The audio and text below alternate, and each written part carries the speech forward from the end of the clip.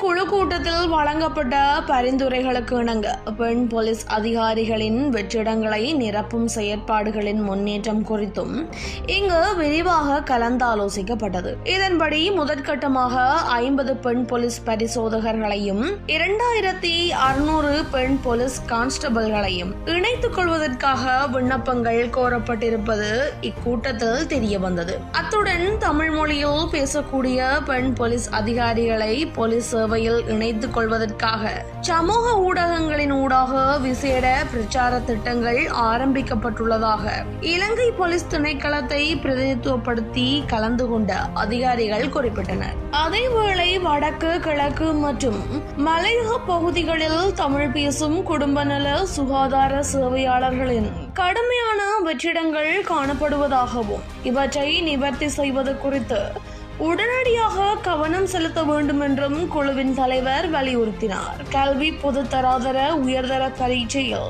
தோற்றி சித்தியடைந்த தமிழ் மொழி மூல மாணவர்களை இத்துறையில் இணைத்துக் கொள்வதற்கான விழிப்புணர்வு நடவடிக்கைகளை முன்னெடுக்குமாறு அவர் கேட்டுக்கொண்டார்.